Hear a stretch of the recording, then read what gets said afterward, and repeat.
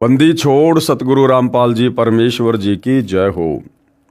भाई और बहनों, ये पुस्तक है भोगेगा अपना किया रे। ये पुस्तक विशेषकर करोथा कांड को लेकर लिखी गई है। इस पुस्तक को लिखने वाले भी सतगुरु रामपाल जी के शिष्य हैं और इस पुस्तक को पढ़कर हमें करोथा कांड के संबंध में बहुत सी ऐसी बातों का पता चल रहा है जो बातें अभी तक आप और हमारी पहुंच से दूर थी। यानी करोथा कांड क्यों हुआ, किन लोगों ने करवाया, क्या कारण था, और उस समय हरियाणा के मुख्यमंत्री भूपेंद्र सिंह हुड्डा की इस करोथा कांड को करवाने में क्या भूमिका रही थी, सतगुरु रामपाल जी ने उसके विषय में क्या कुछ कहा है। और जिन भी गांव वालों ने करोथा कांड में प्रत्यक्ष या अप्रत्यक्ष रूप से अपनी भूमिका निभाई थी, आगे चलकर उन लोगों को कर्म फल के तहत क्या क्या सजा प्राप्त हुई। बहुत से लोगों का परिवार सर्वनाश को प्राप्त हुआ।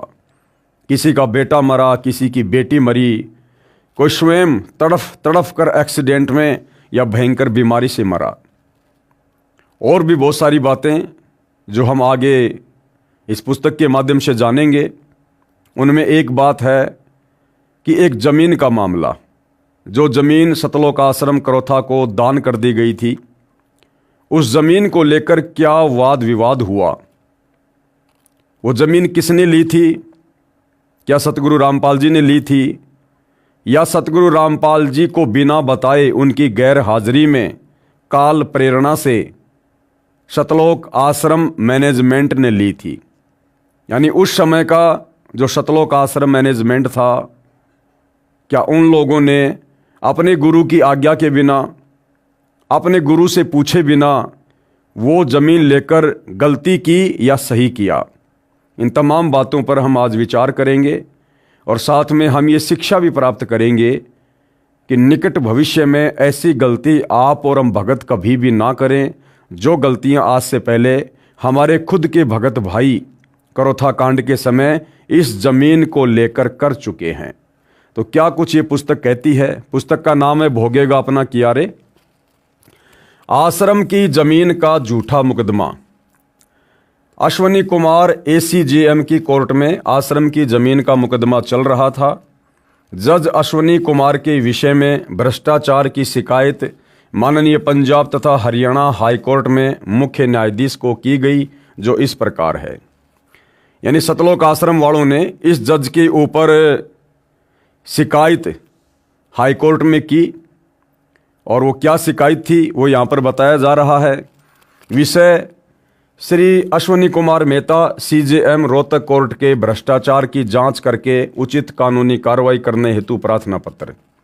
श्रीमान जी, निवेदन है कि हम राष्ट्रीय समाज सेवा समिति के लगभग 10 लाख सदस्य आप जी से निवेदन करते हैं कि उपरोक्त जज श्री अश्वनी कुमार मेहता CJM की जांच करके इनके खिलाफ सख्त कानूनी कार्रवाई करने की प्रार्थना करते हैं।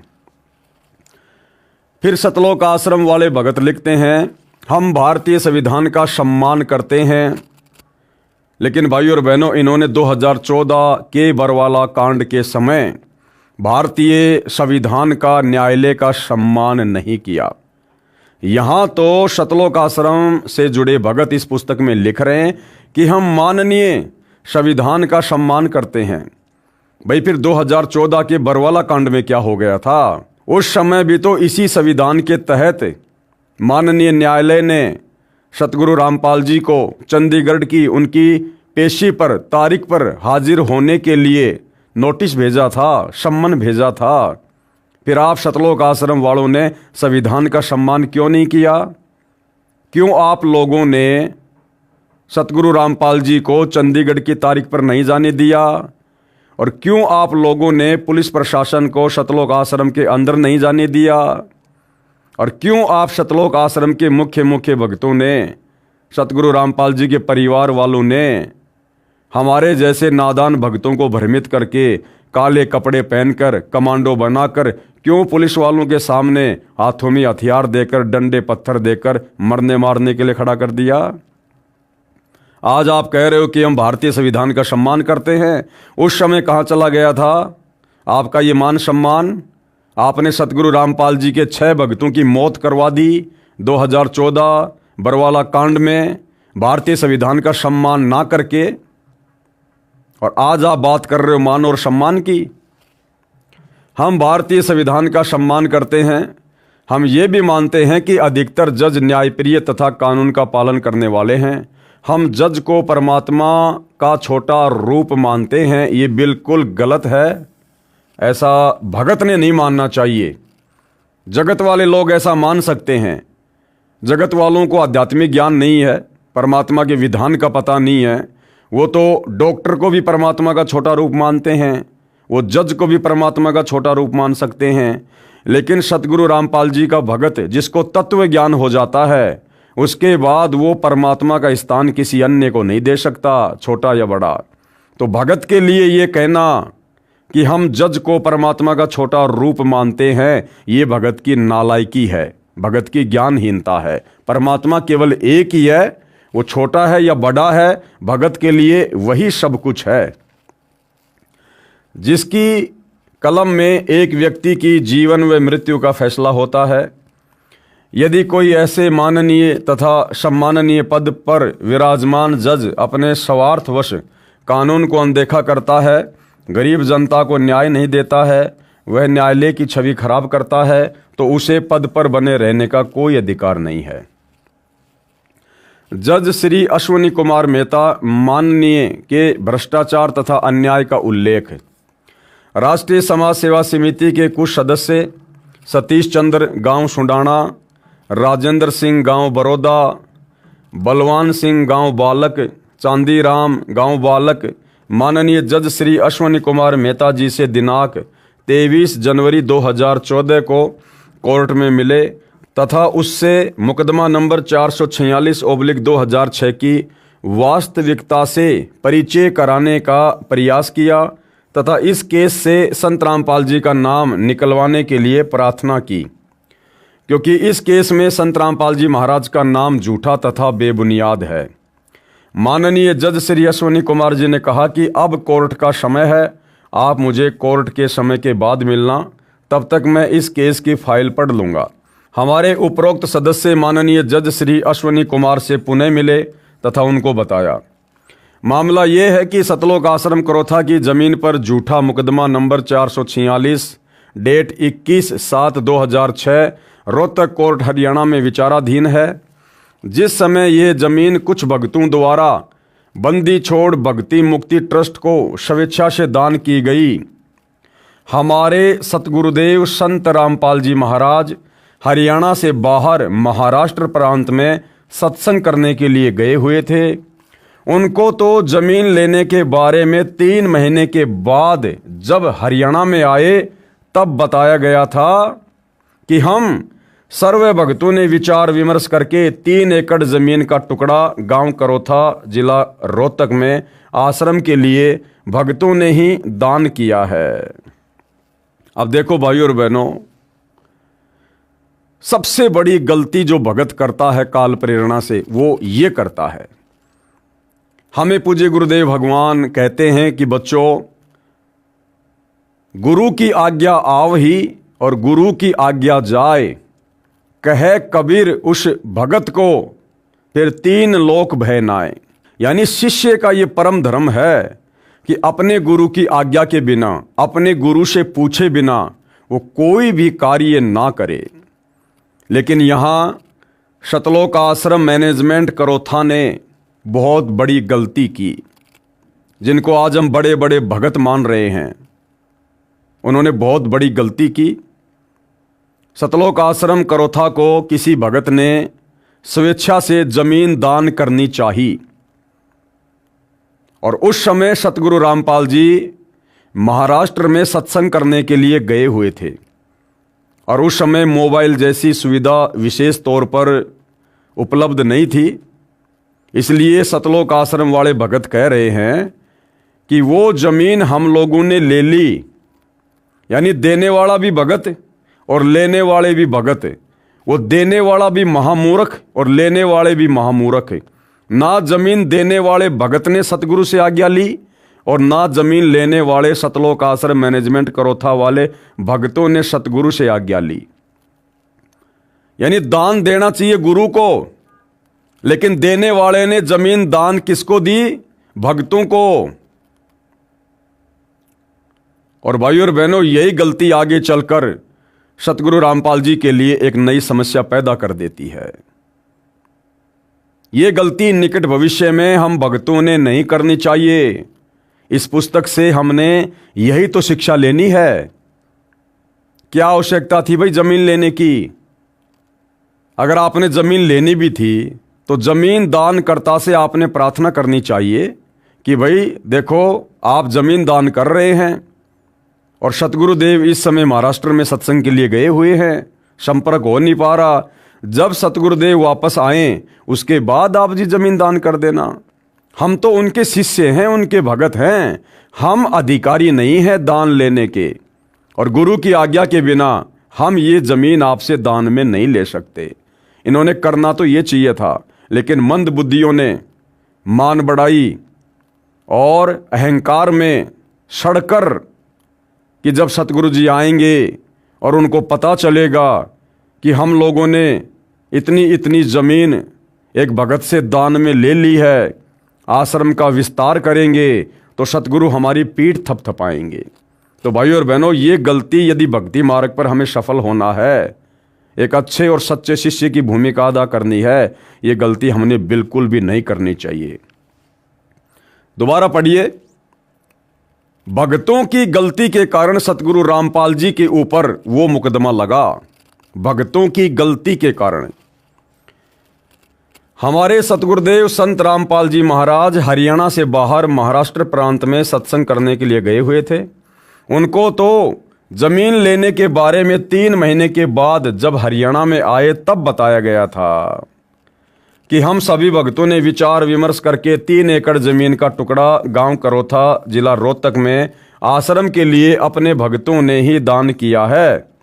दानकर्ता के विशेष आग्रह पर जमीन बंदी छोड़ भक्ति मुक्ति ट्रस्ट के नाम ट्रस्टी भगत राजेंद्र के नाम से करा दी है।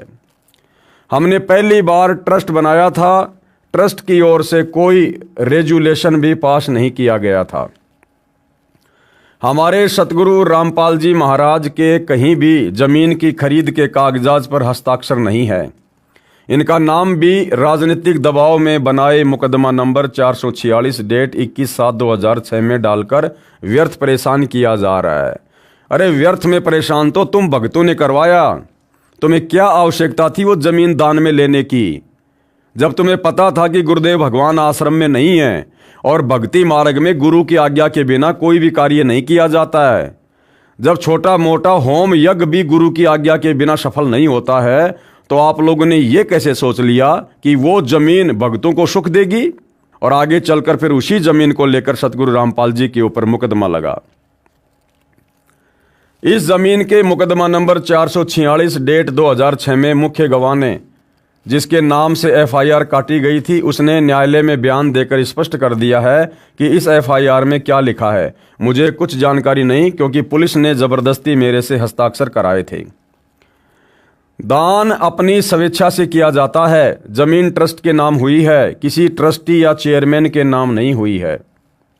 अब देखो, यहां तो कह रहे कि किसी ट्रस्टी या चेयरमैन के नाम नहीं हुई है, और यहां पर ये लोग खुद ही लिख रहे हैं, ये लोग खुद ही लिख रहे हैं भाइयों और बहनों कि दानकर्ता के विशेष आग्रह पर जमीन बंदी छोड़ भक्ति मुक्ति ट्रस्ट के नाम और ट्रस्टी भगत राजेंद्र के नाम से करा दी गई है, और यहां कह रहे हैं कि किसी के नाम नहीं हुई है।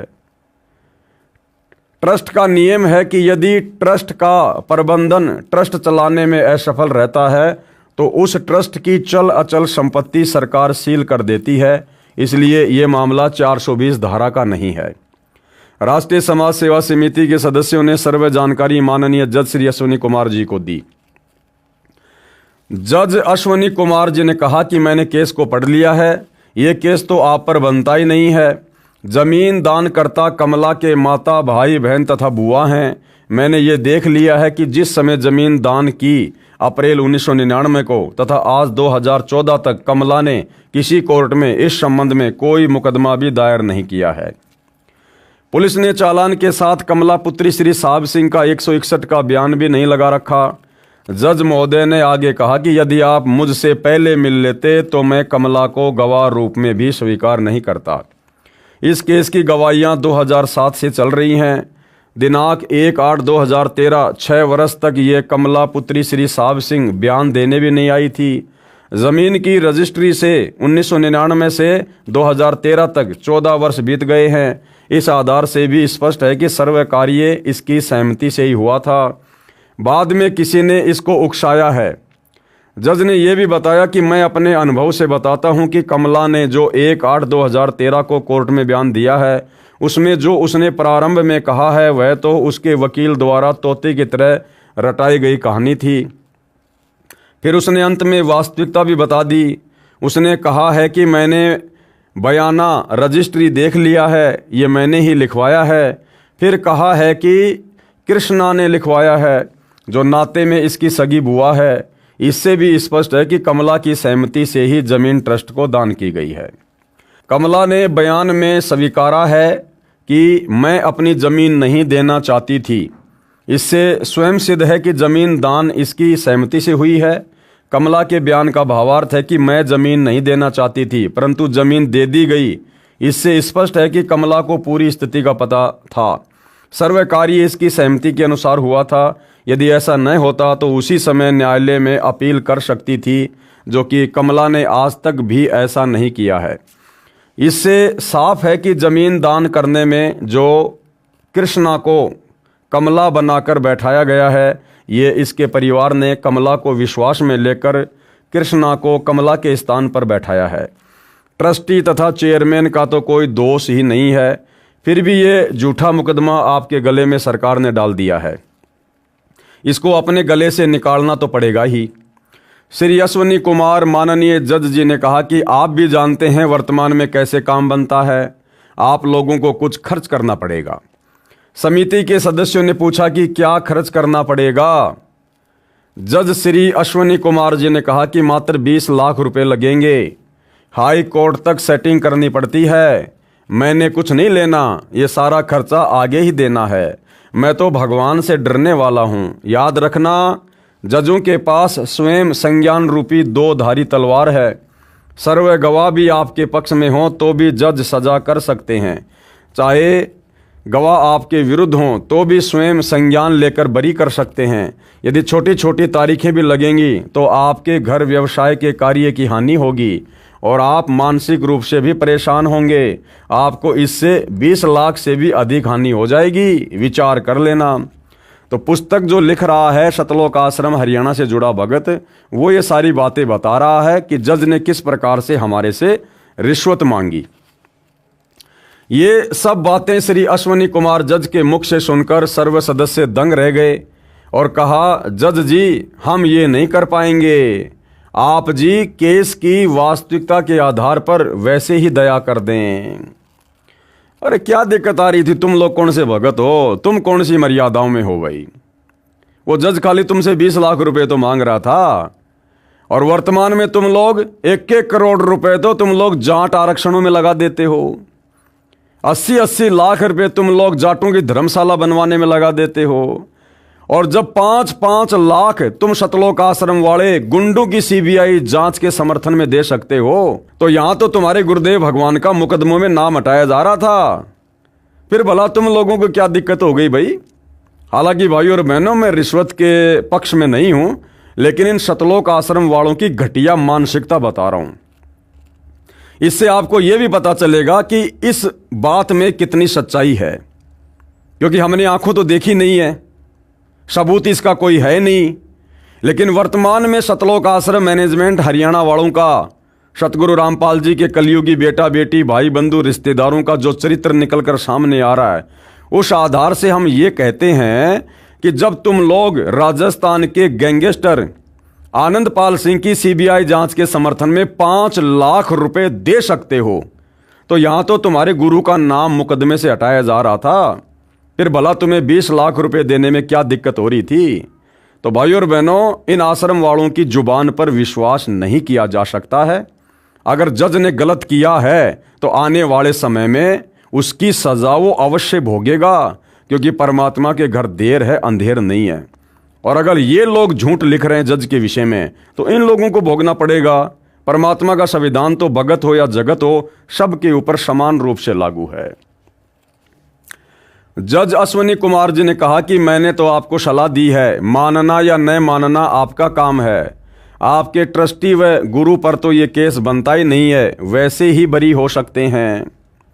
यह है सर्वदास्ता राष्ट्रीय सेवा समिति के सदस्यों सतीश चंद्र गांव सुडाना, राजेंद्र सिंह गांव बड़ौदा, बलवान सिंह गांव बालक, चांदीराम गांव बालक ने राष्ट्रीय सेवा समिति के मुख्य सदस्यों को मीटिंग करके बताई।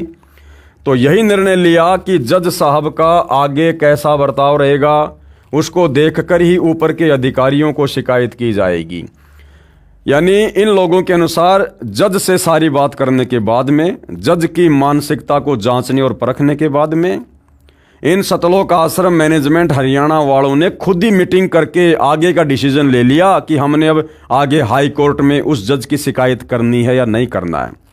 मतलब सतगुरु रामपाल जी से कोई सलाह मशवरा नहीं, कोई डिस्कस नहीं, कुछ नहीं। ये खुद ही सतगुरु बने हुए हैं, ये खुद ही न्याय करता है कि हम क्या करेंगे और क्या नहीं करेंगे। संत रामपाल जी से पूछने की जरूरत नहीं है, क्योंकि संत रामपाल जी को क्या पता कोर्टों में क्या होता है, जज क्या होते हैं, वकील क्या होते हैं। तो आश्रम वाले भगत कह रहे हैं, राष्ट्रीय समाज सेवा समिति वाले, कि हम मुख्य लोगों ने मीटिंग की और निर्णय लिया कि जज साहब का आगे कैसा बर्ताव रहेगा उसको देखकर ही ऊपर के अधिकारियों को शिकायत की जाएगी। 20 लाख की मनसा पूरी न होने के पश्चात माननीय जज श्री अश्वनी कुमार मेहता जी की अन्याय की झलक। दिनांक 23/1/2014 के पश्चात जज महोदय ने छोटी छोटी तारीख लगानी प्रारंभ की। दिनांक 31/1/2014 8 दिन की, अगली 5/2/2014 5 दिन की, उससे अगली 13/2/2014 8 दिन की, अगली 19/2/2014 6 दिन की, अगली 20/2/2014 लगाई 1 दिन की। 20/2/2014 को हमें परेशान करने के मकसद से स्वयं कोर्ट में नहीं आया, उस दिन कोई कार्रवाई नहीं की। फिर जज अश्वनी कुमार मेहता जी के स्थान पर दूसरे जज ने कार्यभार संभाला। अरे तो तुम आश्रम वालों को क्या दिक्कत हो गई भाई? तारीखें छोटी लग रही है, बड़ी लग रही है, क्या दिक्कत हो गई तुम लोगों को? इसी पुस्तक में तुम लोग कह रहे हो कि हम तो संविधान की इज्जत करते हैं, संविधान का सम्मान करते हैं। तो संविधान के तहत जैसा भी जज तारीख लगा रहा था, तो भाई तारीखों पर जाते ना। यहां अपना दुखड़ा क्यों रो रहे हो तुम लोग? तुम तो संविधान का सम्मान करने वाले हो ना। इसके अतिरिक्त अन्य अन्याय जो जज अश्वनी कुमार जी ने किया वो इस प्रकार है। क्या क्या अन्याय किए भाई और बहनों, सुनिएगा। श्रीमती कमला पुत्री साहिब सिंह की ओर से कुछ वकील आने लगे। हमारे वकील जी ने जज श्री अश्वनी कुमार जी कोर्ट में अपील लगाई कि कमला पुत्री साहिब सिंह एक गवाह है, उसने जो बयान देना था दे दिया, अब इसकी ओर से वकील नहीं आने चाहिए, ये कानून के विरुद्ध है। दोनों पक्षों की सुनवाई के पश्चात जज श्री अश्वनी कुमार जी ने अपने आदेश दिनांक 19/2/2014 में कहा कि कमला पीड़ित है, इसके साथ धोखा हुआ है, ये वकील कर सकती है। 20 लाख की हवस पूरी ना होने के कारण माननीय जज श्री अश्वनी कुमार जी ने पक्का इरादा कर लिया था कि स्वयं संज्ञान के जरिए ट्रस्ट के ट्रस्टी तथा चेयरमैन को सजा देगा ही देगा। ये आदेश पारित करते समय कमला के कोर्ट में दिए बयान को भी अनदेखा कर दिया। जज साहब पहले स्वयं कह रहे थे कि कमला की सहमति से जमीन दान की गई है, ये बात इसके बयान से स्पष्ट है। और 20 लाख रुपए न मिलने के कारण कमला को बाद में जज साहब ने विक्टिम यानी पीड़ित घोषित कर दिया और लिख दिया कि इसकी जमीन धोखे से दान की गई है। कमला को पीड़ित घोषित करना ही सिद्ध करता है कि जज ने बदनीयत से ही ये आदेश दिया है। कमला पीड़ित है तो सिद्ध कर दिया कि अन्य सब दोषी हुए। जज श्री अश्वनी कुमार जी ने अपने आदेश में भी स्पष्ट किया कि केस दर्ज कराने वाला करतार सिंह कमला का सगा चाचा है। फिर यह भी कहा कि वह दोषियों के साथ मिली भगत करके हॉस्टाइल हो गया है। जमीन दान करने वाले कमला के माता भाई बहन हैं, क्या वे भी कमला से धोखा करके हमारे को मुफ्त जमीन दे सकते हैं?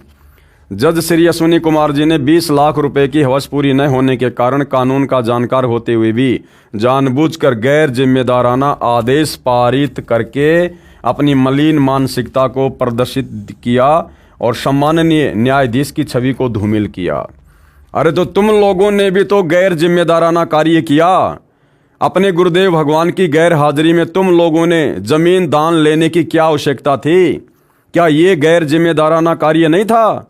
अगर तुम ये गैर जिम्मेदाराना कार्य ना करते तो आज तुम्हें क्यों कोर्ट में परेशान होना पड़ता? क्यों सतगुरु रामपाल जी पर उसी जमीन को लेकर यह मुकदमा होता? जबकि सर्वोच्च न्यायालय का आदेश number 2009 3310 for criminal appeal number 1695 of 2009 स्पष्ट करता है कि यदि ए ने बी की जमीन बी बनकर सी को बेच दी या दान कर दी तो ए दोषी है, सी दोषी ठहराया जा सकता है। हम तो सी हैं, जमीन प्राप्त करने वाले हैं, हम पर यह मुकदमा ही नहीं बनता। ये राजनीतिक दबाव से बनाया गया है। अरे तो कौन से राजनीतिक दबाव में बनाया गया और किस राजनेता के दबाव में बनाया गया उसका भी नाम लिख देते हैं यहाँ पर कि वो राजनेता कौन है। आधी अधूरी बातें क्यों कर रहे हो भाई? यह राजनीतिक दबाव से बनाया गया है, इसे समाप्त किया जाना चाहिए था। सर्वोच्च न्यायालय का यह आदेश भी जज महोदय ने लालचवश अनदेखा कर दिया।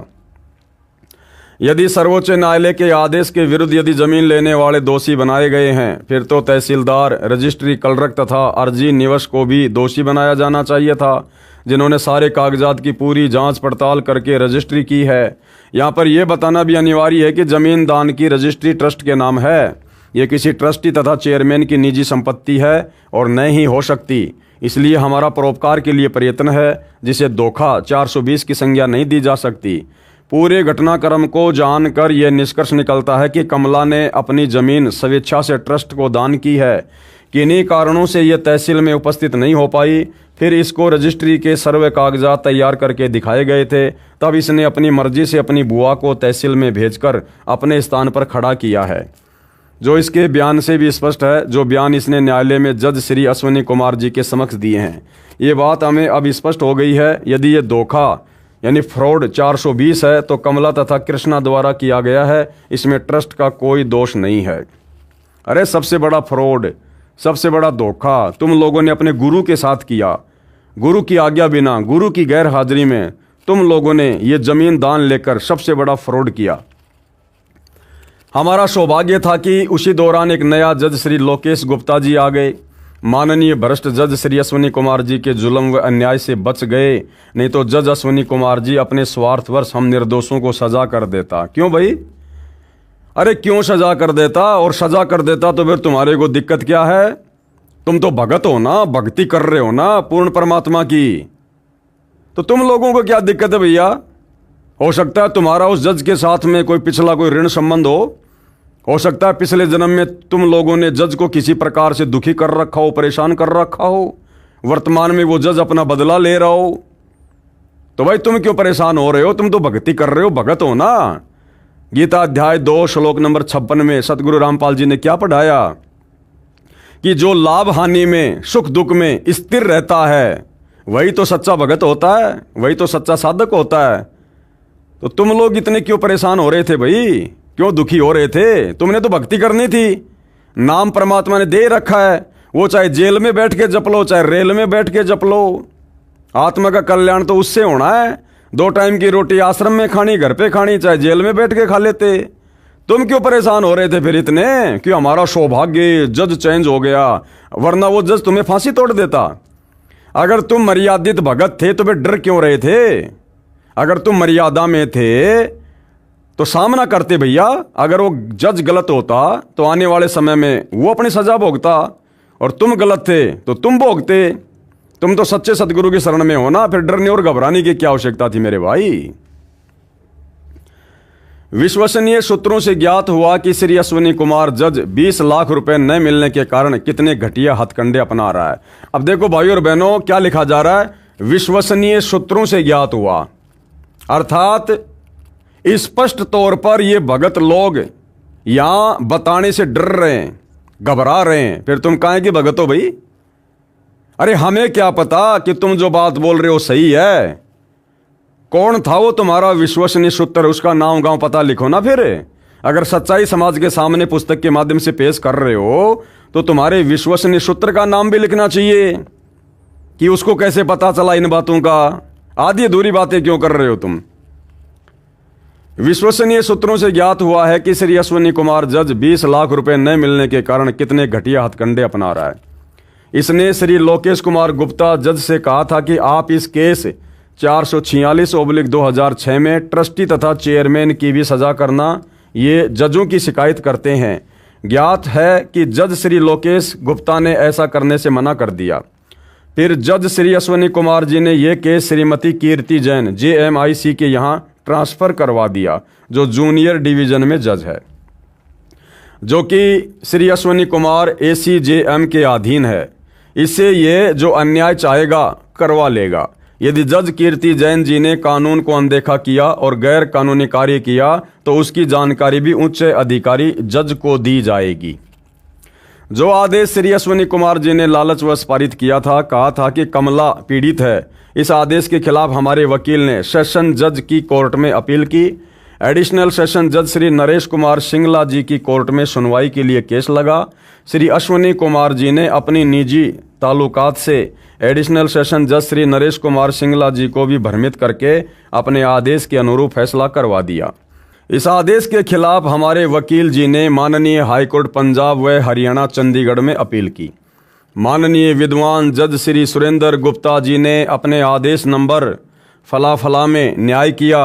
कहा कि ट्रायल कोर्ट में केस की सुनवाई चल रही है, ऐसे समय में विक्टिम यानी पीड़ित एंड फ्रॉड धोखा शब्दों का प्रयोग करना गलत है। कमला को असंतुष्ट कहा जा सकता है। फिर कहा कि अपनी सलाह के लिए गवाह भी वकील कर सकता है, परंतु वह वकील कोर्ट में सीधा कोई पक्ष नहीं रख सकता। हाई कोर्ट का आदेश संलग्न है। हमारे को माननीय हाई कोर्ट से न्याय मिला। हम इस प्रार्थना पत्र के आरंभ में ही लिख चुके हैं कि अधिकतर जज न्यायकारी हैं। कुछ भ्रष्ट जज ही अपने स्वार्थवश अन्याय करके गरीब जनता को सताते हैं, क्योंकि भ्रष्ट जजों को पता होता है कि आम व्यक्ति ऊपर की कोर्टों में नहीं जा सकता, क्योंकि वकीलों की महंगी फीस होती है जो गरीब के बस की बाहर होती है। तुम तो पैसे वाले हो भाई, तुम तो हाई कोर्ट क्या सुप्रीम कोर्ट क्या, तुम तो कहीं भी जा सकते हो, तुम गरीब थोड़ी हो। आप जी से पुनः प्रार्थना है कि माननीय भ्रष्ट जज श्री अश्विनी कुमार मेहता CJM रोहतक कोर्ट हरियाणा की जांच करके कानूनी कार्रवाई की जाए। ऐसे व्यक्ति ऐसे सम्माननीय पद पर बने रहने के योग्य नहीं है। इसको तुरंत प्रभाव से बर्खास्त किया जाए ताकि गरीब जनता अन्याय से बच सके। जांच अधिकारी के सामने जांच के समय हमारे वो सदस्य जो जज श्री अश्विनी कुमार से मिले थे शपथ पत्र देंगे तथा जांच में पूरा सहयोग देंगे। कानून को अनदेखा करके जज श्री अश्विनी कुमार जी ने अच्छा नहीं किया। यदि गरीब जनता ने दुखी होकर कानून को अनदेखा कर दिया तो क्या होगा? यदि इस जज के खिलाफ कार्रवाई नहीं हुई तो हम सर्वे 10 लाख राष्ट्रीय समाज सेवा समिति के सदस्यों को संवैधानिक तरीके से आंदोलन व प्रदर्शन करने के लिए विवश होना पड़ेगा। कौन कह रहे हैं? राष्ट्रीय समाज सेवा समिति वाले। इनको भक्ति नहीं करनी, इनको ये बकवादी करनी है इस प्रकार की। इनको अपने भगवान पर विश्वास नहीं, इनको अपने गुरुदेव पर विश्वास नहीं, इनको भक्ति मर्यादाओं पर विश्वास नहीं। अब ये समाज को सुधारेंगे इस प्रकार से आंदोलन करके। अरे समाज को सुधारने के लिए परमात्मा धरती पर आए हुए हैं भाई, वो अपने हिसाब से सुधारेंगे। वो आंदोलन करके अपने भक्तों से करवा के समाज को नहीं सुधारेंगे। समाज सुधरेगा तत्व ज्ञान से, इस ज्ञान से, भक्ति से। अब इस ज्ञान को तुम खुद ही नहीं समझ पा रहे, फिर भला वो जज कैसे सुधरेंगे, जनता कैसे समझेगी? और क्या कर लिया तुम लोगों ने अभी तक भाई? अरे इतने वर्ष बीत गए, हम आंदोलन करेंगे, प्रदर्शन करेंगे। कर लिया तुम लोगों ने आंदोलन? सुधार दिया तुम लोगों ने जज को? दिलवा दी तुम लोगों ने फांसी उस जज को? तो भाई और बहनों, परमात्मा कह रहे करनी तज कथनी कथया ज्ञानी दिन रात, और कुत्ते जू भौंकत फिर सुनी सुनाई बात है। ये जो इस प्रकार की बातें हैं, जजों के खिलाफ आंदोलन करना या प्रदर्शन करना, ये सतगुरु रामपाल जी के ज्ञान और विधान के बिल्कुल खिलाफ है, विपरीत है ये। प्रार्थी राष्ट्रीय समाज सेवा समिति के सभी 10 लाख सदस्य, और ये समिति पूर्ण रूप से धार्मिक तथा गैर राजनीतिक है। फिर वर्तमान में राजनीति में क्यों घुस गए भाई? अगर ये समिति गैर राजनीतिक थी तो वर्तमान में भाई क्यों राजनेताओं के तलवे चाट रहे हो तुम सतलोक आश्रम वालों? 2019 में तुम कांग्रेस सरकार के चरणों में जाकर बैठ गए, तुमने कांग्रेस का समर्थन किया। 2024 में तुम बीजेपी के चरणों में जाकर बैठ गए। आज वर्तमान में तुम बीजेपी का समर्थन कर रहे हो और कह रहे हो कि यह संस्था गैर राजनीतिक है। आगे क्या लिखा जा रहा है? आर्य समाजियों को रिश्वत लेकर बरी किया। जज सविता कुमारी के भ्रष्टाचार की शिकायत की गई, जो इस प्रकार है। सेवा में माननीय मुख्य न्यायाधीश पंजाब एवं हरियाणा हाईकोर्ट चंडीगढ़। अब देखो भाइयों और बहनों, जो ये राष्ट्रीय समाज सेवा समिति वाले, ये कोई पाकिस्तानी नहीं है। राष्ट्रीय समाज सेवा समिति को हो चाहे सतलोक आश्रम मैनेजमेंट हरियाणा का हो, केवल नाम चेंज किया है कागजों में। इन्होंने जो समिति बनाई थी राष्ट्रीय समाज सेवा समिति 2010 में, तो समिति क्या है? समिति एक नाम है। भगत सारे वो के वो हैं, कोई प्रधान बना है, कोई अध्यक्ष बना है, कोई क्या बना है। अब ये क्या कह रहे हैं ये लोग? जज सविता कुमारी के भ्रष्टाचार की शिकायत की गई, जो इस प्रकार है। अरे नालायकों, अपने गुरुदेव के चरणों में अर्जी लगा देते कि गुरुदेव भगवान, ये बात है, हमने जो गलती करी थी आपकी गैर हाजिरी में जमीन लेने की, ये परमात्मा हम कान पकड़ के माफ़ी मांगते हैं, आगे से ऐसी गलती नहीं करेंगे। ये परमेश्वर हम नीचों पर दया करो। अरे तो जजों का जज सतलोक आश्रम बरवाड़ा में बैठा था ना भाई। अरे जो हमारा मुकदमा धर्मराज के कोर्ट में लड़ेगा ऊपर, ये यहाँ के छोटे मोटे जज फिर क्या है उसके आगे? इस परमात्मा से बड़ा कोई न्यायकारी है क्या? अदली असल कबीर है, कुल के सतगुरु एक। अदली यानी न्यायकारी, न्यायकारी परमात्मा केवल एक कबीर है, और तुम्हारा गुरु स्वयं कबीर है। और तुम अर्जियां लगाते फिर रहे हो इन नकली कोर्टों में, लगाते अपने गुरुदेव भगवान के चरणों में अर्जी कि परमात्मा गलती हो गई, नादान है, आपके बच्चे माफ करो, आगे से ऐसी गलती नहीं होगी। अरे जजों का रिमोट परमात्मा के हाथ में है, 2 मिनट में परमात्मा प्रेरणा कर दे, लेकिन तुम्हारी बुद्धि वहां तक तो जाती नहीं है। गुरु को तो तुम मानुष मानते हो, अपने से नीचा मानते हो। तुम तो खुद ही गुरु बने हुए हो, सारे काम तो तुम खुद कर रहे हो। 2010 में जब से तुम लोगों ने राष्ट्रीय समाज सेवा समिति बनाई है, तुम लोगों ने सत्यानाश कर दिया भक्ति का, बेड़ा गर्क कर दिया तुम लोगों ने, अंत में बरवाला कांड करवा कर छोड़ा। सेवा में माननीय मुख्य न्यायाधीश पंजाब एवं हरियाणा हाईकोर्ट चंडीगढ़। विषय जज श्रीमती सविता कुमारी JMIC रोहतक के भ्रष्टाचार की जांच करके उचित कानूनी कार्रवाई करने हेतु प्रार्थना पत्र। एक छोटी सी अर्जी सतगुरु रामपाल जी के चरणों में भी लगा देते भाई, तुम्हें कोर्टों के चक्कर ही नहीं काटने पड़ते। निवेदन है कि हम राष्ट्रीय समाज सेवा समिति के लगभग 10 लाख सदस्य आपसे निवेदन करते हैं कि उपरोक्त जज की जांच करके सख्त कार्रवाई करने की प्रार्थना करें। तुम्हारी गुलाम है वो हाई कोर्ट, जो तुम्हारे आदेशों पे चलेगी। तुम खुद अपने गुरु के आदेशों पर नहीं चलते, तो तुम्हारी गंदी जुबान से लगाई गई प्रार्थना से जज कैसे चलेंगे? हम मानते हैं कि अधिकतर जज कानून का पालन करने वाले हैं, न्यायप्रिय हैं। हम जज को परमात्मा का छोटा रूप मानते हैं। भाई नहीं मानते। हम सतगुरु रामपाल जी के साध संगति से जुड़े भाई बहन इस मत से सहमत नहीं है। हमारा परमात्मा चाहे वो छोटा है चाहे बड़ा है, सतगुरु रामपाल जी है। ये कबीर भगवान ही है और कोई परमात्मा नहीं है। एक 2 कोड़ी के जीव को परमात्मा की संज्ञा देना परमात्मा की तौहीन है। जिसकी कलम में एक व्यक्ति की जीवन मृत्यु का फैसला होता है, नहीं होता। अगर आप सतगुरु रामपाल जी के भगत हो तो भगत कभी भी अन्याय नहीं करेगा, गलत काम नहीं करेगा। और यदि भगत के साथ कोई अन्याय करता है, धोखाधड़ी करता है, तो फिर जजों की औकात नहीं कि वो अपनी उस कलम से उस भगत को मृत्यु दंड दे दे, उसको फांसी दे दे। फिर वो सतगुरु कौन से दिन काम आएगा? फिर जो भक्ति तुम कर रहे हो, फिर ये कौन से दिन काम आएगी? ऐसे माननीय तथा सम्माननीय पद पर विराजमान व्यक्ति अपने स्वार्थवश अन्याय करता है, गरीब जनता को न्याय नहीं देता। अरे गरीब जनता सतगुरु रामपाल जी का ज्ञान समझकर भक्ति करे, फिर परमात्मा के हाथ में है अपनी भगत की समस्या। फिर देखो उसके काम कैसे होते हैं। वह न्यायालय की छवि को खराब करता है, उसे पद पर बने रहने का कोई अधिकार नहीं है। मामला यह है कि हमारे कुछ सदस्यों पर मुकदमा नंबर फला फला माननीय जज सविता जी की कोर्ट में विचाराधीन है। केस नंबर इतने इतने इस्तगासा आश्रम के ट्रस्टी डॉक्टर कृष्ण जी ने आश्रम की मानहानि का सत्यवीर शास्त्री पर डाल रखा था। अब बताओ भाई, भगतों ने मानहानि का दावा डाल रखा है। आश्रम के ट्रस्टी डॉक्टर कृष्ण जी ने आश्रम की मानहानि का सत्यवीर शास्त्री पर डाल रखा था। अब भक्तों का काम है क्या ये मानहानि का मुकदमा करना? अरे भक्तों की ना इज्जत होती ना भक्तों की कोई बेइज्जती होती। तुम सतगुरु की शिक्षाओं पर नहीं चलते, इसलिए तुम लोग दुखी हो। सतगुरु रामपाल जी क्या कहते हैं? मान अमान करे क्यों ना कोई, कि मेरे भगत का चाहे कोई सम्मान करो चाहे अपमान करो, भगत ने कोई टेंशन नहीं, कोई चिंता नहीं। मान अमान करे क्यों ना कोई, मम संत शरण जान जगत छोई। संसार को राख के समान समझो और परमात्मा की भक्ति अपनी मर्यादा में रह के करो। भगत की कोई इज्जत नहीं होती और ना भगत की बेइज्जती होती। और यहां इन लोगों ने मानहानि के दावे डाल रखे हैं।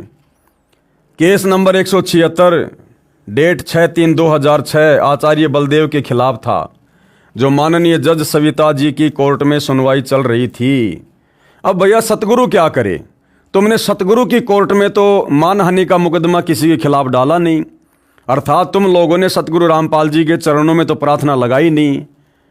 तुम लोग तो न्यायदाता मान रहे हो कोर्टों को, न्यायालयों को। तो भैया न्यायालयों में तो न्यायालयों के अनुसार काम होता है, फिर तुम्हारे अनुसार काम नहीं होगा कि तुम जैसा चाहोगे वैसा तुम्हारे फेवर में सारा काम हो जाएगा। फिर भैया कोर्टों का काम तो काललोक में कोर्टों के अनुसार होता है, जिसमें माननीय जज सविता जी ने हमारे विरोधियों से रुपए लेकर उनके पक्ष में फैसला कर दिया।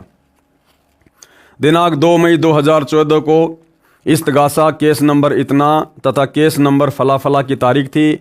हमारे कुछ सदस्य भी ट्रस्टी कृष्ण के साथ कोर्ट में गए थे, जो प्रत्येक पेशी पर जाते हैं।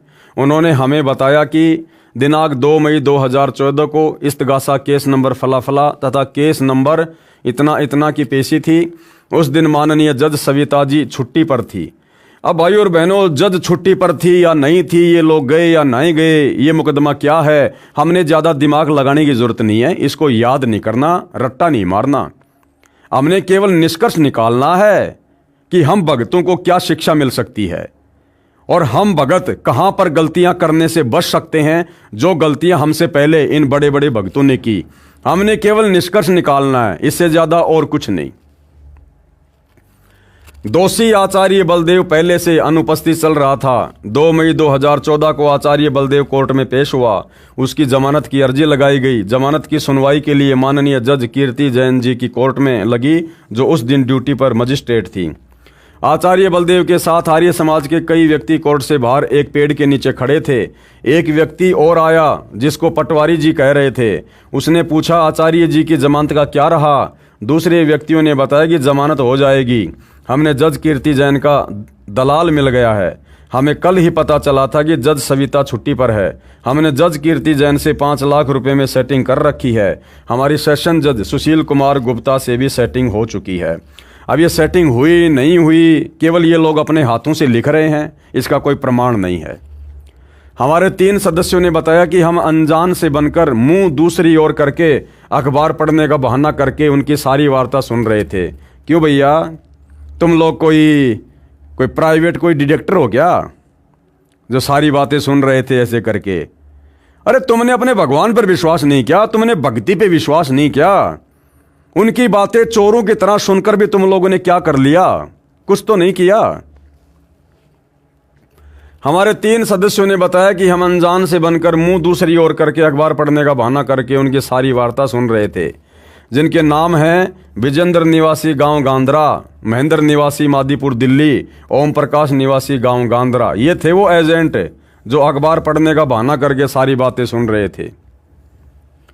उस व्यक्ति ने, जिसको पटवारी जी कह रहे थे, फिर पूछा कि जो मुकदमे रामपाल के चेलों ने कर रखे हैं, जो सविता जज की कोर्ट में आचार्य बलदेव तथा सत्यवीर शास्त्री पर चल रहे हैं, इनकी क्या संभावना है?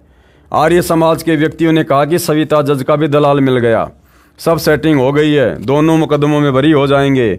और रामपाल और उसके चेलों पर 2 मुकदमे हैं, एक आश्रम की जमीन का तथा दूसरा करोथा कांड का। इनमें इनकी सजा कराएंगे। ये भी सेटिंग जजों से हो चुकी है। वही हुआ जो सुना था। 2/5/2014 को वर्किंग जज सविता कुमारी की छुट्टी थी। दूसरी जज कीर्ति जैन ड्यूटी मजिस्ट्रेट के यहाँ जमानत लगी। जमानत मंजूर हो गई। हमारे भक्तों के ऊपर आर्य समाज के व्यक्तियों ने झूठा केस नंबर 12/7/2006 करोथा कांड का चल रहा है। और जो मुकदमा नंबर फला फला का है, यदि हमारे भगत किसी कारण से किसी दिन अनुपस्थित हो जाते हैं तो उनके किसी भी प्रमाण को नहीं माना जाता।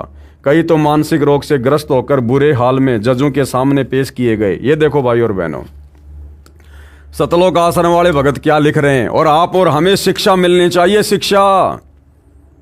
हम फालतू में अपना समय बर्बाद करने के लिए इन पुस्तकों पर वीडियो नहीं बना रहे। खुद सतलोक आश्रम मैनेजमेंट हरियाणा वाले भगत क्या लिख रहे हैं कि हमारे भक्तों की ऐसी हालत हो गई, वो पागल हो गए, पागल तारीखों पर जाते जाते, और पागल रूप में उनको जजों के सामने पेश करना पड़ता था। क्यों भाई? अरे क्यों पागल हो गए? भक्ति नहीं कर रहे क्या तुम? मर्यादाओं में नहीं रहते क्या? अरे गुरु का आशीर्वाद नहीं था क्या तुम्हारे ऊपर? क्यों पागल हो गए तुम? अगर तुम लोग अपनी जगह सही थे तो तुम कह रहे हो हम तो न्यायालय का सम्मान करते हैं। तो न्यायालय जब बुलाएगा तब बुलाएगा भैया, फिर सम्मान करो। और पागल क्यों हो गए तुम? भक्ति नहीं कर रहे थे क्या? मर्यादाओं में नहीं थे क्या? सतगुरु रामपाल जी का आशीर्वाद नहीं था क्या? सतगुरु का भगत पागल क्यों हो जाएगा? अरे भगत पर चाहे लाख आपत्ति आओ, अगर भगत मर्यादा में है तो उसका गुरु उसकी रक्षा करता है, उसको हिम्मत देता है। पागल कैसे हो जाएगा? पागल तो दुनिया होती है, दुनिया। जिनको भगवान का सहारा नहीं होता, जिनके पास भक्ति नहीं होती, वो होते हैं पागल। और ये सतलोक आश्रम वाले भगत कह रहे हैं हमारे कुछ भगत तो पागल हो गए, उनको पागलपन के दौरे पड़ने लगे, हॉस्पिटलों में उनको एडमिट करवाया गया, बाद में पंखे से लटक कर फांसी खाने का प्रयास करने लगे वो भगत है, जिनमें एक का नाम है बसंत सैनी, गांव गांद्रा रोहतक वाला, जिसने 12 अगस्त 2025 को मुझ पवन दास की हिसार की तारीख पर 2 भगतों को जान से मारने का कुप्रयास किया। किस प्रकार से रोड पर पटक कर उनकी पिटाई कर रहे थे। तो भैया ऐसे गंदे कर्म करोगे तो पागल ही होगे, सतगुरु क्या करेगा? तो देखो भाई, ये लोग खुद अपनी लेखनी से लिख रहे हैं कि कई तो मानसिक रोग से ग्रस्त होकर बुरे हाल में जजों के सामने पेश किए गए, यानी पूरी तरह से पागल हो गए कई भगत तो संत रामपाल जी के। तो भैया बिना गुरु की आज्ञा के अगर जमीन दान लोगे या बिना गुरु की आज्ञा के काम करोगे तो क्या तुम्हें लड्डू मिलेंगे? वही मिलेगा जो परमात्मा का विधान है। सबको जेल भेजा गया क्योंकि हम इन जजों को रुपए नहीं दे सकते। तुम गुंडों की सीबीआई जांच में रुपए दे सकते हो, तुम फालतू में लोगों की धर्मशाला बनवाने में पैसे दे सकते हो, तुम बैडमिंटन का स्टेडियम बनवाने में पैसे दे सकते हो, तुम जाट आरक्षणों में पैसे दे सकते हो, लेकिन जहां बात आती है तुम्हारे गुरु की, वहां तुम लोग पैसे नहीं दे सकते। 19 मई 2014 को माननीय भ्रष्ट जज सविता कुमारी जी ने दोनों दोषियों आचार्य बलदेव और सतवीर शास्त्री को दोनों केसों में बरी कर दिया। जज ने बरी करने के आदेश में आधार बनाया कि शिकायतकर्ता सिद्ध नहीं कर सका कि समाचार पत्र में बयान दोषियों ने दिया था। कृपया पढ़िए जज के उस आदेश के पेज नंबर 7 की फोटोकॉपी। क्यों पढ़नी हमें फालतू में, क्यों खोपड़ा खराब करें हम? जो हमारे मतलब की बात है वो पकड़ेंगे, जो भक्ति मार्ग में हमें कुछ फायदा दे। जबकि दोषी सत्यवीर ने स्वयं न्यायालय में जवाब दावे में स्वीकार किया है कि मैंने ये बयाना समाचार पत्र में छपवाया था। इससे स्पष्ट है कि जज सविता कुमारी ने दोषियों से रिश्वत लेकर बरी किया। अधिक जानकारी इस प्रकार है। इन मुकदमों में दोषियों के विरुद्ध सब सबूत थे। समाचार पत्रों में प्रकाशित होने से ये स्वयं प्रमाणित है तथा हमारे 3 गवाह भी गवाही दे चुके थे। सत्यवीर शास्त्री ने स्वयं स्वीकारा है कि मैंने ये स्टेटमेंट समाचार पत्रों में निकलवाई है।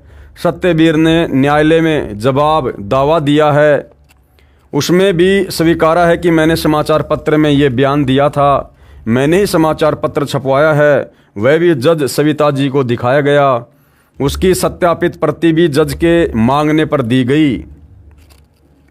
कृपया पढ़िए जवाब दावे की फोटोकॉपी। पढ़ते रहना तुम लोग भाई। जिस समय ये गलत समाचार छपा था उसी समय हमारे ट्रस्ट के सदस्यों ने यह खंडन भी किया था कि यह सर्व झूठ समाचार है। हमने भी समाचार पत्र में निकलवाया था कि पुलिस ने अपनी जांच में भी स्पष्ट किया है कि यह बलात्कार की घटना गांव बोरा के खेतों की है, जो सतलोक आश्रम से लगभग 25 किलोमीटर दूर है। उसी समय इस सिलसिले में हमारा शिष्टमंडल एसपी रोहतक से भी मिला था कि यह समाचार पत्र कैसे छपा है। ये सुनकर तत्कालीन एसपी भी आश्चर्य में पड़ गया। कहा कि हमारे सामने लड़की ने स्वयं बताया कि बोरा गांव के खेतों में यह घटना घटी। बोरा गांव के गणमान्य व्यक्तियों ने भी यही बताया कि यह घटना गांव के निकट ही खेतों में हुई है। हमारे पास सबके बयान हैं। आर्य समाज के लोगों को हमारे आश्रम को बदनाम करने का कौन सा अधिकार है? अरे भैया, काल के लोक में अधिकारी अधिकार हैं। गुरुजी ने क्या समझाया? निरंजन धन तेरा दरबार, यहाँ तनिक ना न्याय विचार। और मालिक क्या कहते हैं? पाखंडी की पूजा जग में संत को कहें लबाड़, अज्ञानी को परम विवेकी, ज्ञानी को मूड गवार, निरंजन धन तेरा दरबार। अरे शब्द नहीं सुनते क्या? आश्रम वालों सत्संग नहीं सुनते क्या गुरुदेव के? किसको अधिकार है और किसको अधिकार नहीं है? काल लोक में अधिकारी अधिकार हैं। भगत ने अपनी भक्ति करनी चाहिए। आर्य समाज के लोगों को हमारे आश्रम को बदनाम करने का कौन सा अधिकार है? जज महोदय सविता जी ने भी अपने लालच में कानून को अनदेखा करके उनके पक्ष में फैसला कर दिया। जज सविता जी से प्रार्थना है कि इनका लाइसेंस बना दें कि ये किसी की मानहानि करें, इनको कोई नहीं रोकेगा। अरे क्यों बना दे भाई? हमें क्या मतलब है? आप लोगों ने ये क्यों कहना कि जज फला फला व्यक्ति का लाइसेंस बना दे, वो जब चाहे किसी के ऊपर मुकदमा कर दे? आप लोगों ने क्या लेना देना था भाई इन सब बातों से? आप तो परमात्मा के भगत हो, भक्ति कर रहे हो ना, अपने गुरु पर विश्वास रखो ना। क्या समय आने पर सत्य की जीत नहीं होती क्या? भगवान के घर देर है अंधेर नहीं है, तुम्हें इस बात का नहीं पता क्या? लेकिन तुम अपने गुरु को परमात्मा मानो तब ना, गुरु पर विश्वास करो तब ना, मर्यादा में रह के भक्ति करो तब ये सद्बुद्धि आती है। बकवाद करने वालों को नहीं आती। हमारे भक्तों ने 50,000 रुपए भी कोर्ट फीस भरकर मुकदमा डाला था। अरे क्यों डाला मुकदमा नालायकों? क्यों संगत का 50,000 रुपए बर्बाद कर दिया तुम लोगों ने? अरे गुरुजी से मिल बैठकर सलाह कर लेते, उनके चरणों में प्रार्थना लगा देते। परमात्मा जो सलाह देता बिल्कुल सही देता नालायकों। तुम्हें मुकदमा डालने की क्या आवश्यकता थी? अरे गुरु ने क्या समझाया? जो तोकू काटा बोवे ताको बोतू फूल, कि जो तुम्हारे ऊपर मुकदमा करे तुम उसके ऊपर मुकदमा ना करो। आवत गाड़ी एक है, उल्टा हो अनेक। गुरुजी तो आने वाली गाड़ी के जवाब में गाड़ी देने को भी मना करते हैं, और तुम लोगों ने 50,000 रुपये कोर्ट में फीस भर के सामने वाले पे मुकदमा कर दिया। अरे भैया, भक्ति कर रहे थे, ड्रामा कर रहे थे, सत्संग तो सुनते नहीं थे, भक्ति विधान का तुम्हें ज्ञान नहीं, और अपनी मर्जी से अपनी बकवादे करने में लगे हुए थे। तो सतगुरु भी क्या करेगा भाई? सतगुरु भी यही देखता है कि करने दो इन नालायकों को जो कर रहे हैं वो। जब इनकी घिस निकल लेगी अपने आप सीधे हो जाएंगे। यदि ये मुकदमा झूठा होता तो क्या हमारे सिर में दर्द था कि हम 50,000 रुपये खर्चते तथा वकीलों की फीस भरते? तुम्हारे सिर में दर्द नहीं, तुम्हारे सिर में खुजली चल रही थी काल की। पुलिस ने जिस व्यक्ति के खिलाफ बलात्कार का मुकदमा बनाया उसमें स्पष्ट लिखा है कि बोरा गांव के बाहर खेतों में एक मकान के खंडर में बलात्कार हुआ। मुकदमा नंबर FIR फला फला का केस माननीय जज सविता जी की कोर्ट में विचाराधीन है। उसी दिन दिनांक 19/5/2014 को इस केस की पेशी थी, जिस दिन केस नंबर फला फला तथा केस नंबर फला फला में दोषियों को बरी कर दिया। उसी दिन मुकदमा नंबर फला फला की तारीख पेशी थी। एक गवाह जिसका नाम मेघराज पुलिस वाला आया हुआ था, उसके सामने जज सविता जी ने प्रत्येक नामजद मुकदमा के नाम, पिता का नाम से बुलाकर अंदर एक एक करके कोर्ट में बुलाया। हमने प्रार्थना की कि गवाह के सामने एक एक को बुलाया जा रहा है, उसको पहचान कराई जा रही है। जज सविता ने हमारी एक नहीं सुनी और सर्व नामजद मुकदमा के हमारे भक्तों को बुला बुलाकर गवाह के सामने पहचान करवाई। अरे जब तुम अपने गुरु की एक भी बात नहीं सुन रहे तो वो जज तुम्हारी बातें कैसे सुनेगी भाई? इससे भी स्पष्ट है कि जज सविता जी लालच में अंधी हो गई और कानून की भी पालना नहीं कर रही। तो तुम लोग भी तो काल प्रेरित होकर अपने गुरुदेव के आदेशों की पालना नहीं कर रहे थे। 1 तारीख पर हमारा वकील किसी कारण से कोर्ट में पेशी पर उपस्थित नहीं हो सका। उस दिन केस नंबर फला फला तथा केस नंबर फला फला की पेशी थी। आवाज़ लगने पर एक भगत ने जज सविता जी से प्रार्थना की कि जज साहब हमारा वकील नहीं आ सका है। इस बात पर जज बहुत क्रोध में आकर बोली कि बुलाओ अपने वकील को, नहीं तो मैं एक तरफा फैसला कर दूंगी। जो भगत इस केस की पेशी पर पैरवी के लिए जाते हैं तथा जिन पर यह मुकदमा बना रखा है, उनमें से 4 व्यक्तियों ने, एक का नाम है जगदीश निवासी पंजाब खोड़, विजेंद्र निवासी गांद्रा, महेंद्र निवासी मादीपुर दिल्ली, ओम प्रकाश निवासी गांद्रा ने दिनांक 25/3/2014 को जज सविता जी से प्रार्थना की कि ये मुकदमा जो रोड जाम का है, ये राजनीति के दबाव में झूठा बनाया गया है। हमने रोड जाम नहीं किया, रोड जाम तो आर्य समाजियों ने किया था, उन पर मुकदमा नहीं बनाया गया। हमारे सर्व भगत निर्दोष हैं, कृपया इस मुकदमे से हमारा पीछा छुड़वाइए। अरे इतनी प्रार्थना रो रो कर अपने गुरुजी के चरणों में करते कि गुरुदेव भगवान, हम नीचों से गलती हो गई, हम काल प्रेरित थे, हमें माफ करो परमात्मा, आगे से ऐसी गलती नहीं करेंगे, हमारा पीछा छुड़वाओ, हम दुखी हो रहे हैं। अरे इतनी प्रार्थना अपने गुरुदेव भगवान के चरणों में कर लेते। अगर गुरु के सामने प्रार्थना करने से शर्म आ रही थी तो अपने घर पर दरबार साहिब में कर लेते। वो अंतर्यामी तो हृदय से की गई पुकार को वहां से भी सुन लेता है। तो जो अपने गुरु के आगे नहीं रोता, नहीं गिड़गिड़ाता, फिर वो जजों के आगे रोता है। 2006 से सैकड़ों पेशियों पर आए हैं, हम घर का कार्य भी नहीं कर सकते, हम बहुत दुखी हो चुके हैं।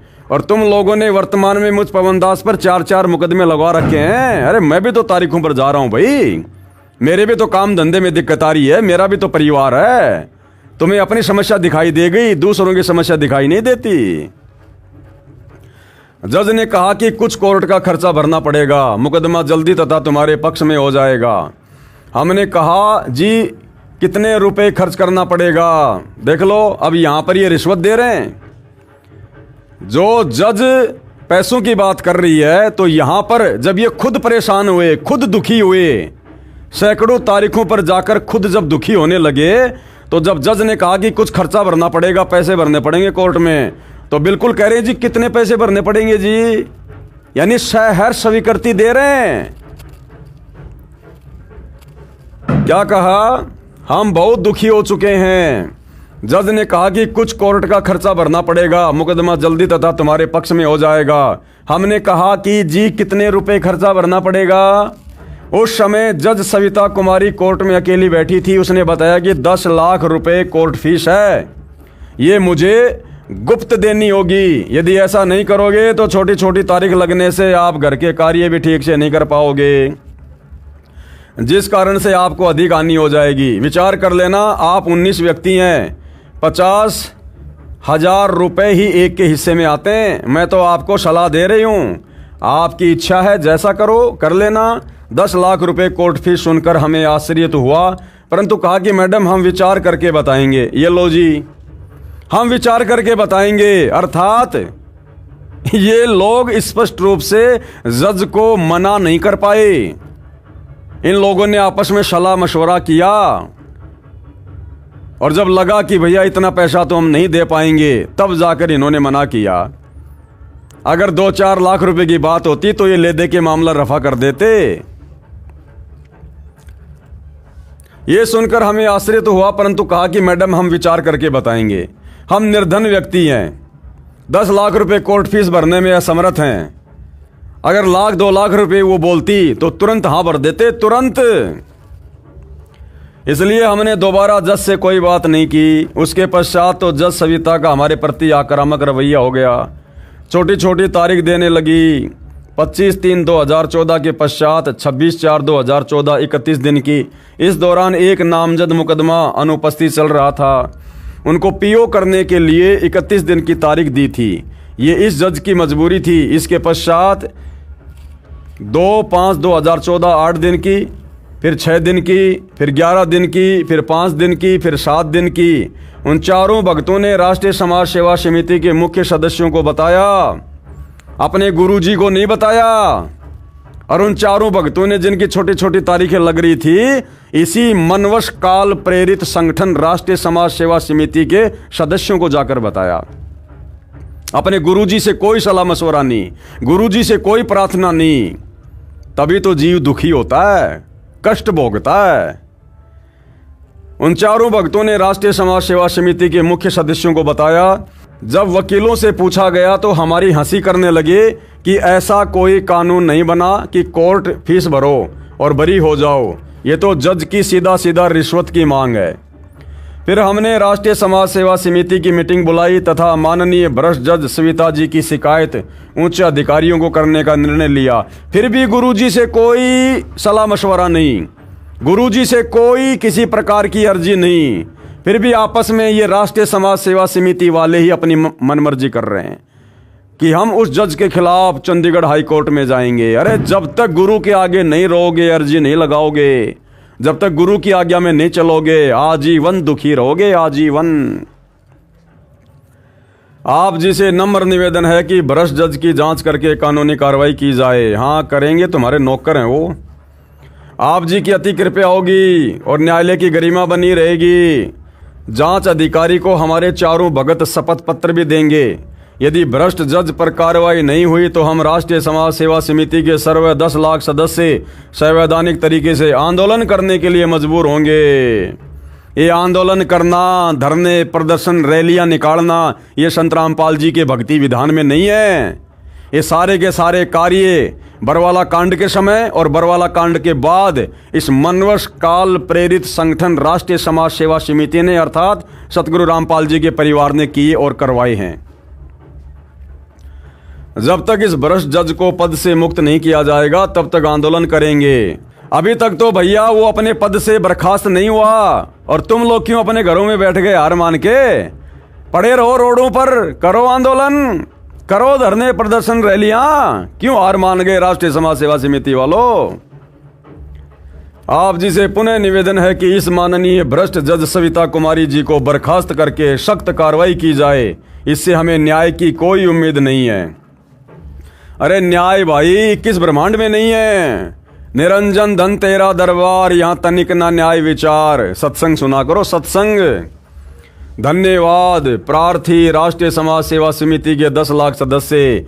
ये समिति पूर्ण रूप से धार्मिक तथा गैर राजनीतिक है। फिलहाल तो ये राजनीतिक हो गई, राजनेताओं के तलवे चाटने लग गए सतलोक आश्रम वाले। तो भाई और बहनों, इस प्रकार की बहुत सारी बातें इस पुस्तक में लिखी हुई हैं और आप और हमारा मकसद, हमारा उद्देश्य केवल और केवल शिक्षा ग्रहण करना है ताकि निकट भविष्य में आप और हमारे से किसी भी प्रकार से गुरुदेव के वचनों की, आदेशों की अवहेलना ना हो जाए और इन भक्तों की तरह फिर हम दुखी ना हों। तो हमने विचार करना है। आगे क्या लिख रहे हैं? हमारा उद्देश्य महर्षि दयानंद का अपमान करना नहीं है। महर्षि दयानंद के विषय में जो भी जानकारी हमने दी है यह आर्य समाजियों द्वारा प्रकाशित पुस्तकों से है।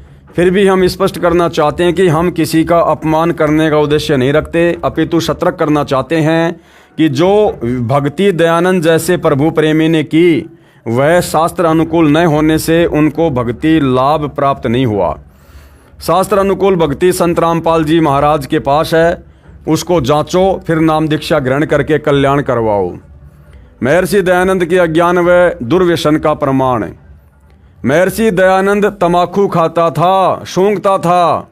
इसका प्रमाण पुस्तक महर्षि दयानंद सरस्वती का जीवन चरित्र के पेज नंबर 208 की फोटोकॉपी। ये उनके जीवन चरित्र के ऊपर लिखी गई पुस्तक है जिसमें ये प्रमाण है कि वो तमाकू खाया करते थे, अर्थात नशा किया करते थे और आर्य समाज उनको बहुत बड़ा समाज सुधारक मानता है, जबकि वो खुद तमाकू खाया करते थे, अर्थात नशा किया करते थे। और नशा करने वाला व्यक्ति कभी भी समाज सुधार नहीं कर सकता। तो ये लिखा हुआ भाई और बहनों, ये उसके पेज वगैरह। पुस्तक का नाम है जीवन चरित्र महर्षि स्वामी दयानंद सरस्वती। आप जी इस पुस्तक की PDF में देख सकते हैं, पढ़ सकते हैं। कौन सी पुस्तक है ये फोटोकॉपी जीवन चरित्र महर्षि दयानंद सरस्वती की है, जो अमर शहीद पंडित लेखराम द्वारा संकलित प्रमाणिक उर्दू भाषा का आर्य भाषा में अनुवाद है। इसके अनुवादकर्ता आर्य महोपदेशक श्री कविराज रघुनंदन सिंह निर्मल। संपादक हैं श्री पंडित हरिश्चंद्र विद्यालंकार। प्रकाशक हैं आर्य समाज, नयाबास, दिल्ली 6, और ये प्रथम बार 2028। इस लेख में स्पष्ट है कि महर्षि दयानंद तम्बाकू सूंघते थे तथा तम्बाकू खाते भी थे। महर्षि दयानंद को श्रीमद् भगवद गीता का भी ज्ञान नहीं था। ऊपर पृष्ठ 208 की फोटोकॉपी में लिखे वृत्तांत से सिद्ध है कि महर्षि दयानंद का आध्यात्मिक ज्ञान शून्य था। प्रकरण इस प्रकार है।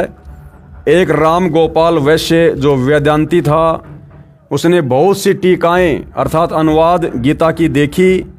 गीता अध्याय 18 श्लोक 66 में वर्ज शब्द है।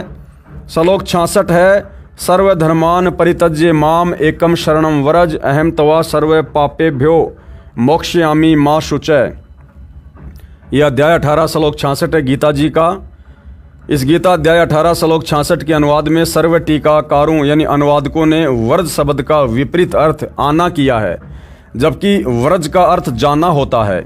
जैसे अंग्रेजी के शब्द गो का अर्थ जाना होता है, यदि कोई इसका अर्थ आना करता है तो वह विपरीतार्थ कर रहा है, जिस कारण से उस प्रकरण का यथार्थ भावार्थ नहीं जाना जा सकता। इसी शंका का समाधान कराने के लिए राम गोपाल वैश्य ने महर्षि दयानंद से जानना चाहा कि आप बताइए, व्रज का अर्थ जाना है, आना है, किस कारण से किया है, यह तो उचित नहीं है। महर्षि दयानंद ने शंका का समाधान इस प्रकार किया, कृपया पढ़ें। उपरोक्त फोटोकॉपी में लिखा है।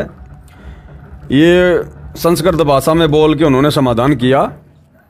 ये उत्तर दिया कि उस अज्ञानी महर्षि दयानंद ने, लेखक ने लिखा है कि इस उत्तर को सुनकर राम गोपाल वैश्य बहुत प्रसन्न हुआ और उसने फिर पूछा कि कोई प्रमाण भी है। स्वामी जी, महर्षि दयानंद ने ऋग्वेद की 2-3 स्तुतियों के प्रमाण दिए।